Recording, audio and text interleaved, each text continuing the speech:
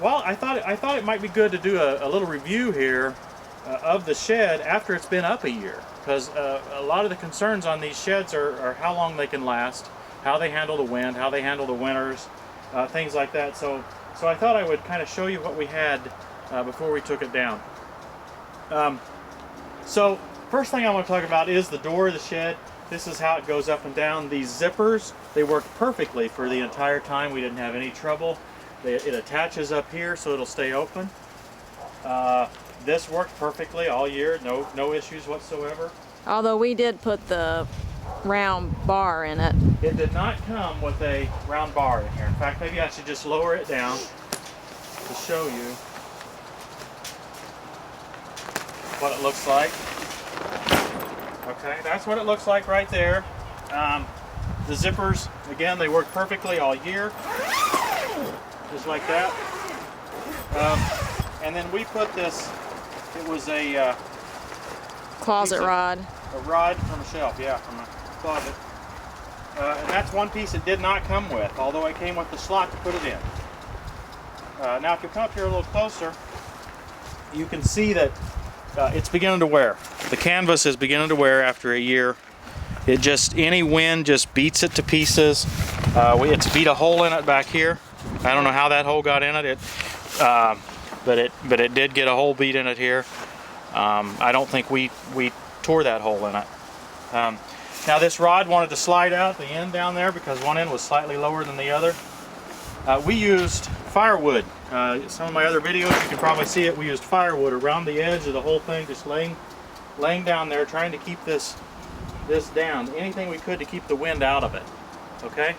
So our objective was to keep the wind out of the tent so that it didn't act like a balloon. And that worked pretty well.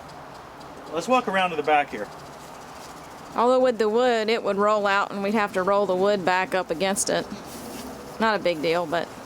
Now on the back side here, I backed the 3-point hitch into it once when I was mowing. Oops. You get zero forgiveness on this thing. So I poked a hole in it. Any holes like this, allow that wind to get in, get to moving, and we noticed that, you know, as the year went on, we were getting more and more wind. More and more wind inside the tent. So this is how I raise it up. I would always pull it out tight and start rolling. And if I didn't have it tight, it would bunch and it wouldn't work nearly as well. But if I rolled it tight like this, it seemed to work very well.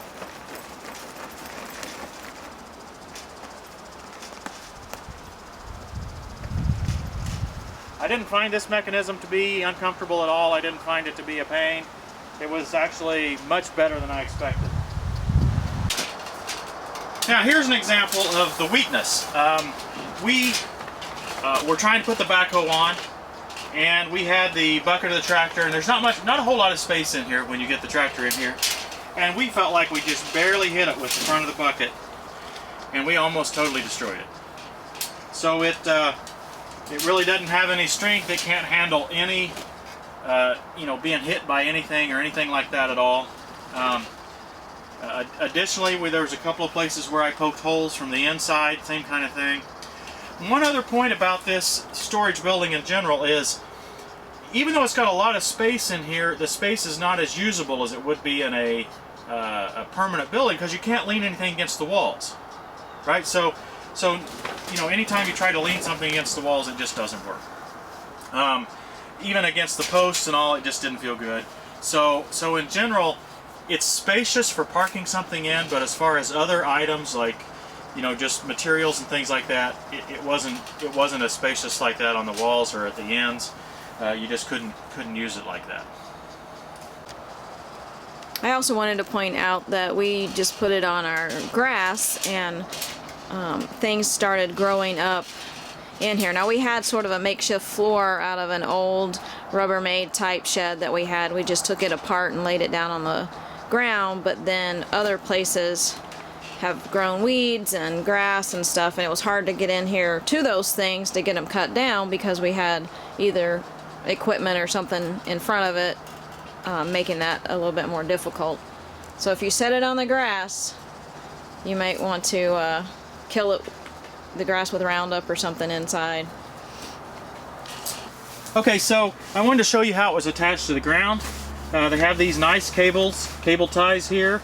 They worked well. We never had to do anything to them as far as retighten them or anything. And then this is a screw type. It's got an eye bolt on the top, but it's a screw type. Maybe I can get a chance to show that to you later. I put that all the way in the ground as far as it would go. Screwed it around and around to get it into the ground. And then these held it down just nicely all year. So this worked well. It's going to make it easy to take up too, except we have to get those stakes out of the ground, which is going to be...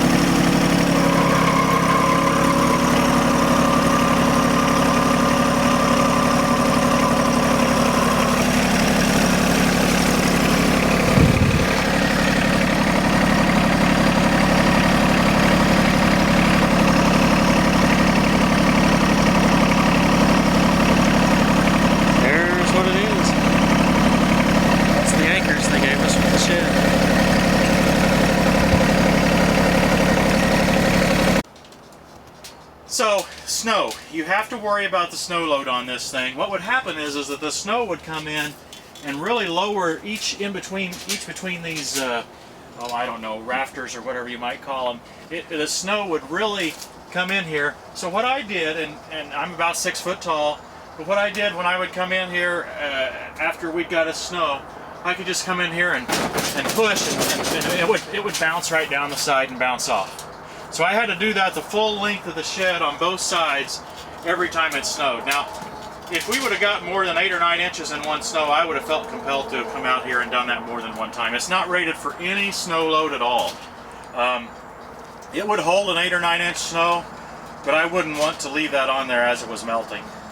So just as soon as I came out to plow snow, I'd get the tractor, and while the tractor was warming up, I would be banging the ceilings just like I showed you. So I'd recommend being very proactive if you're going to use one of these over the winter.